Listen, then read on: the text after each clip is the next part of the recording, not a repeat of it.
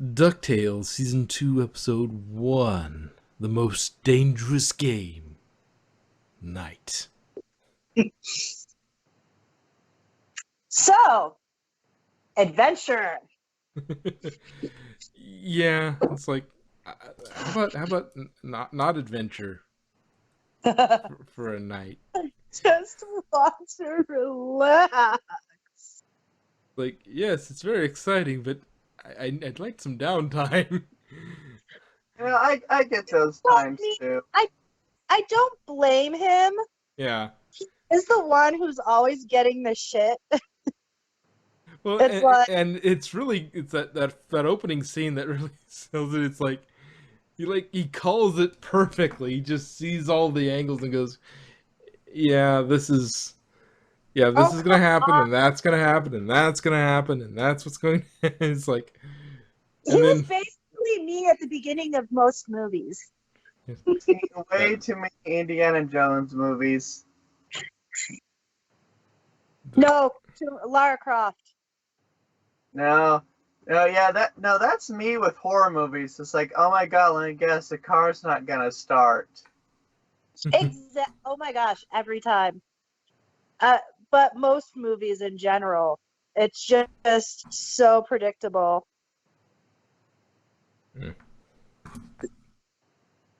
but yeah, so it turns out that Scrooge is he's a little competitive. I love how I love how the butler is just like, bye.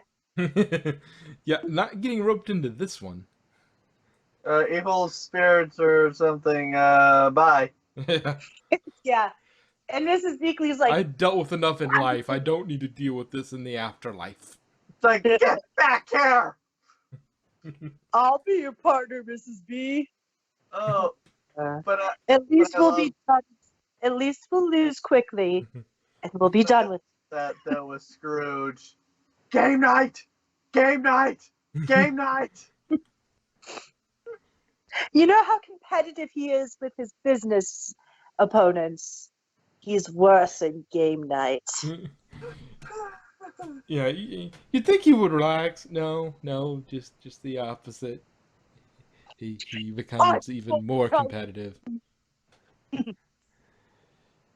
But And well, we see 30 years.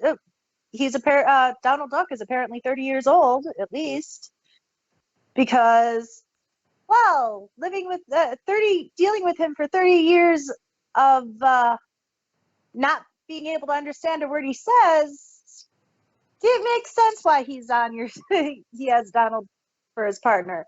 He can understand without actually talking. yeah. And oh my gosh, that Uncle Scrooge, why didn't you get that? Ugh. What is it with shakes?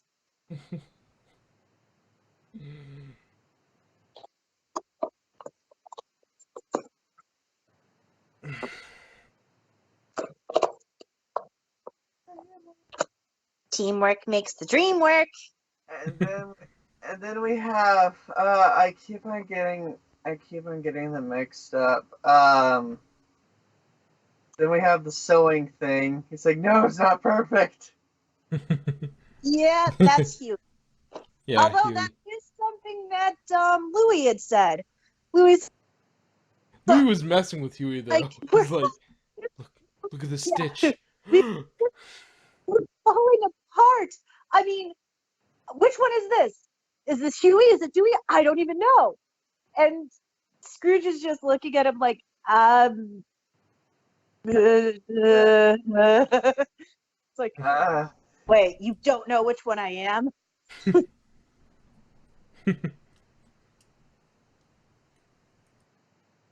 And to be fair to them, they're much more different. They have much more distinct personalities in this situation. Yeah.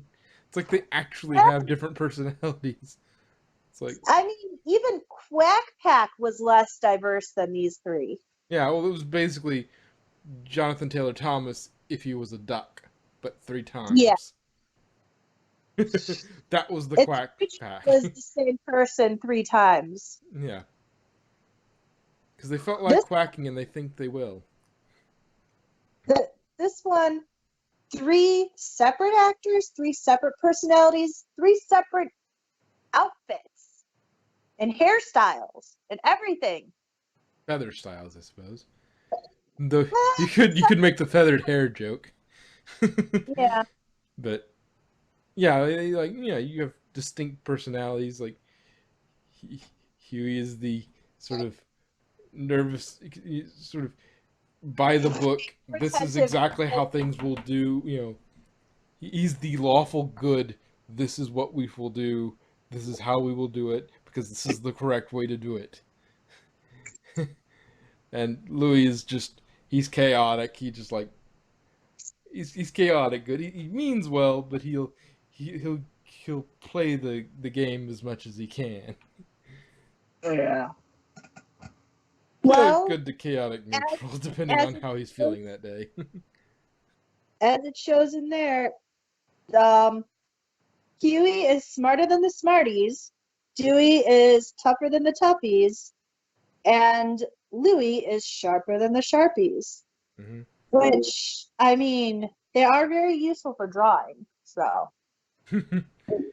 Yeah, but you don't ever want to get that on your skin. Don't actually want to get it in your skin because you never get it. You won't get it off forever. Yeah, it comes off, dude. It comes off in a day or two. I use it all the time. I always draw myself. That's why I can't get a tattoo. It's like using permanent marker on a dry erase board. Which, if you do that, if you catch it quick enough, you can actually you can't. What? You dry erase marker on it, and it comes right up. Yeah, because it's the right. It's got the right solvents. You can redissolve the color out of it and wipe it off if you accidentally do that. You have a limited time to when you can do that, but if you do it quickly enough, you just draw a big red dot or whatever color you have, rub it all over that, and then that'll dissolve it, and then you can wipe it off. Yeah, which is a fun thing to know, but very useful. Yeah. But I get the comment because I use that reference, and they're like, "But you're using permanent marker." Yeah, but it washes off on skin. Yeah. It's also it's not only what you're using, it's what you're using it on. Exactly. The thing plus the context. Just like using permanent marker on clothing, it will wash off. Did we just go on a permanent marker digression? I think we did. We had to go on a tangent at some point. Yes. We went on a Sharpie tangent. At least this one wasn't too permanent.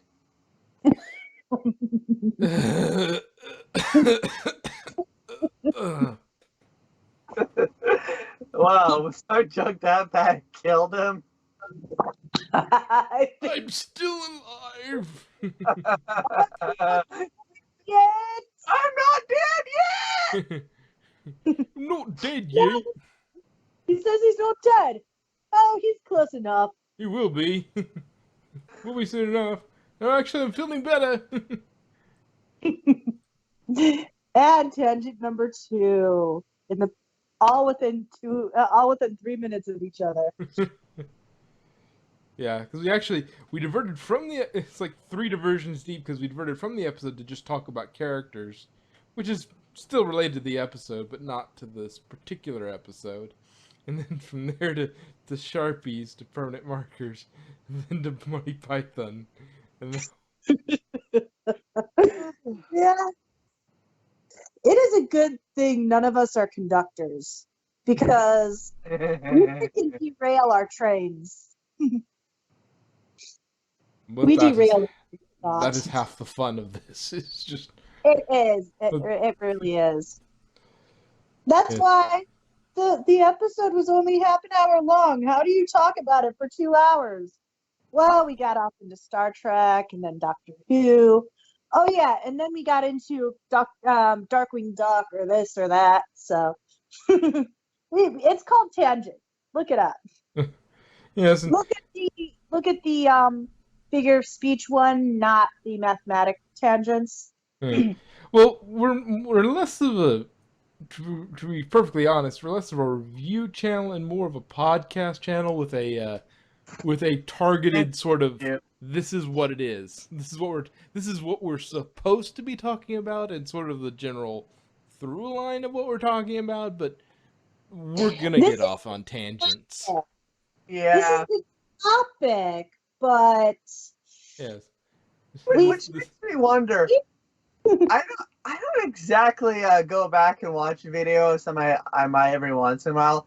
How much of the tangent do you actually keep in the videos? I keep everything. Yeah, I don't good. cut anything unless it is like just ridiculous noise that would just, rip headphone users or, something, that needs to be, it's like it got to the point where it's, there's dead air because somebody's thing dropped out. Yeah. Um, Good.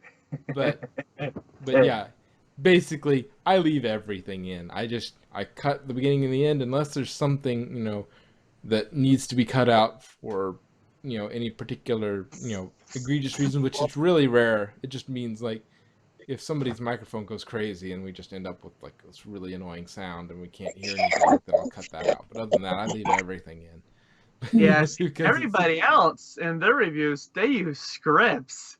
We are just completely we have freeballing notes it. and we go on tangents. I oh, don't even have notes for this. I'm just doing it from memory. I didn't take notes for this one. I mean, I've seen it about 17 times now.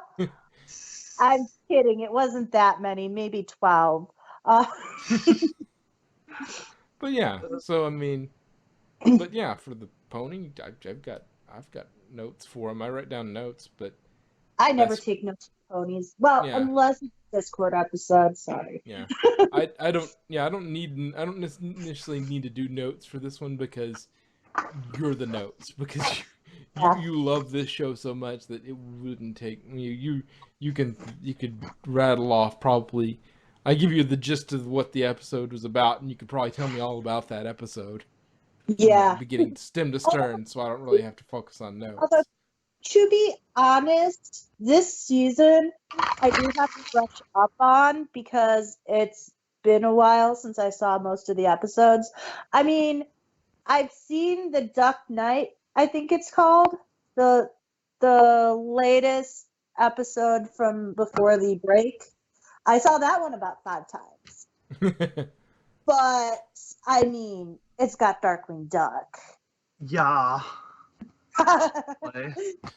Yeah, let's get dangerous. No, let's get back on topic. Yeah. So, getting back to the most dangerous game nights. Then you have the B plot for this whole thing, which is just more chaos with the tiny Yeah. culture More, that's living in Gearloose. Scrooge's mansion. And he's able to call it with gear loose too.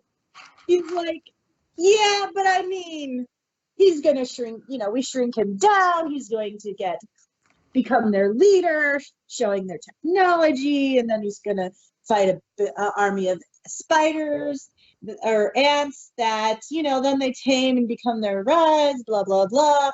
And he puts on the microphone, and oh yeah, that's exactly what happened. It did happen 3 times last week. But And poor Launchpad goes in for a snack and gets shrunk down.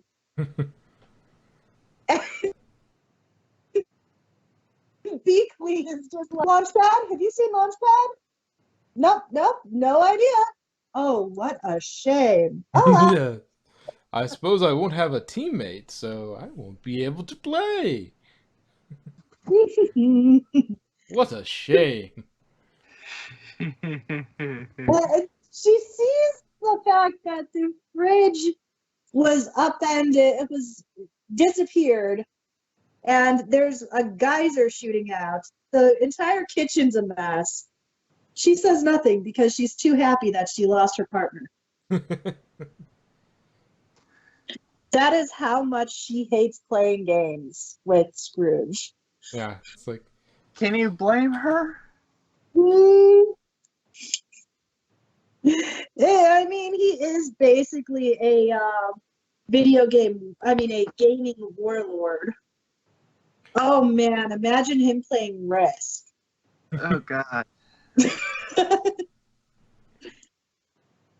Imagine I can imagine they basically had there at the end. They basically had their world's equivalent of Monopoly, and yeah, it's like you're going to against the richest duck in the world play Monopoly.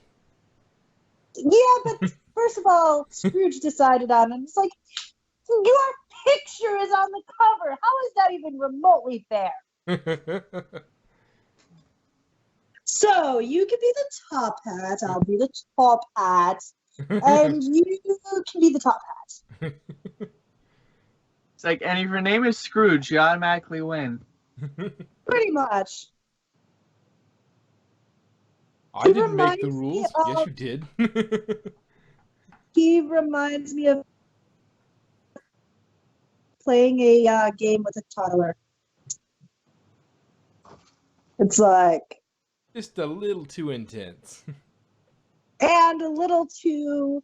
No, you're winning. That's not how we play.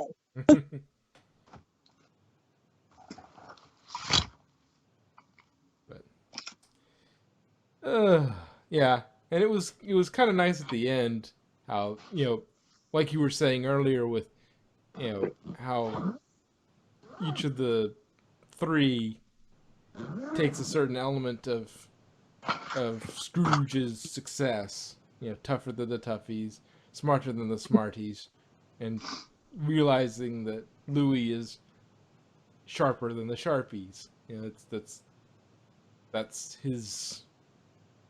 his part of the Scrooge equation that he got. So together, they've got all the elements that make him so successful. Just split And into three different characters. and I appreciate that because in the original, in the original 90s, 80s slash 90s version, it was tougher than the toughies and sharper than the sharpies. So I love that they brought that aspect in because in the reboot, he's like, I got where I am by being tougher than the toughies and smarter than the smarties. And so he added the sharpies one afterwards. And it's a cute little tying into the classic while giving Louis his role. Yeah. Also, I love that he's such a good not ambassador, but he's so politically in tune where it's He's just so like diplomatic. diplomatic there. He knows what he can get away with. He knows what he can, But what's going to manipulate this character to do what he wants him to do. I mean, giving them the Monopoly board as a new home, a new kingdom. Yeah. It's like that helped with figuring out. Oh yeah, he's got that diplomacy that going, Yeah. which definitely works in his favor considering how manipulative he can be and how much trouble he likes to get into. Yeah. Although you kind of gotta say that Webby is technically the one that's tougher than the toughies. Yeah, And, she can kick ass when it comes to it. because Dewey, yeah, he's tough, but Webby can kick his ass. Webby is like, Dewey is there crying about, oh my gosh, it's so dangerous. She's just like, it's okay, I got this.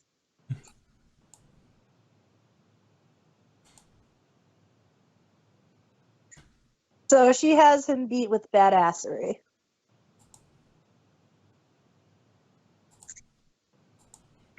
Although, I mean, she also does have a bit of the smarter than this. She does have a little bit of each of the aspects, but not what, except for the sharper. She doesn't have much of a Louis. But she does have characteristics from each of the triplets, too, that help tie her to them as far as their friendship and shit. Like, she and Dewey, of course, have the closest bond, not only because of last season's issue with the whole Spear of Selene and everything, but also because they're the most similar. But she also has that nerdy side, like Dewey does, but hers is more mythical. So she's more of a cryptozoologist, ufologist, where he's just more of a standard. If it's not in the Junior Woodchuck guidebook, it doesn't exist. Of course, then I put it, if it doesn't exist in there, and it does exist, I put it in the Junior Woodchuck guidebook, and now it does exist. It's in the book. It's now in the book. So they butt heads about that, but there is that similarity with them.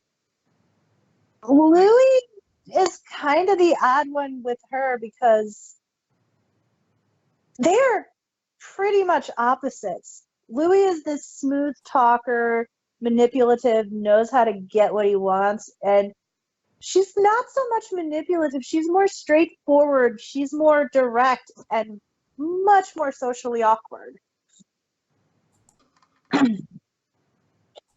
Which I think is another aspect of it that makes him realize I'm not really part of the group, at least at the beginning. Because Huey and Scrooge had their team up, and Dewey and Webby had their team up, and Louis just there getting his ass kicked. Good times, good times. It's like you're not friends, you're family, and family wants to kill each other. Of course you hate you don't get along all the time, and you find each other insufferable, and you hate each other. It's because you're family. I mean, look at Donald. He mooches off me and lives in my pool. I love the part where he's like there's like something I'll take out my will. It's like, I was in your will? Wait, you have a will?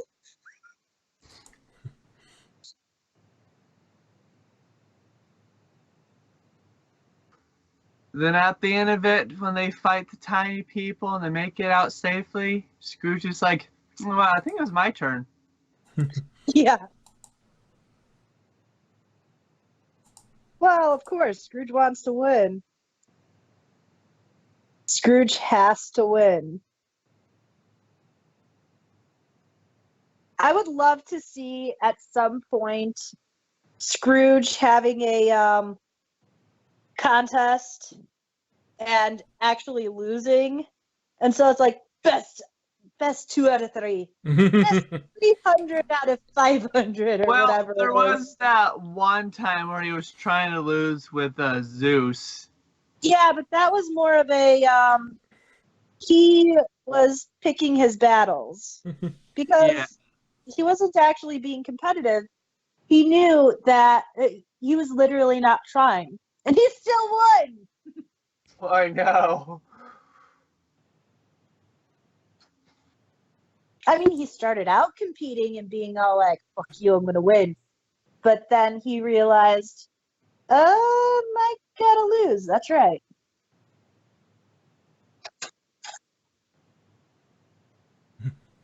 But when he's really playing, he plays for keeps.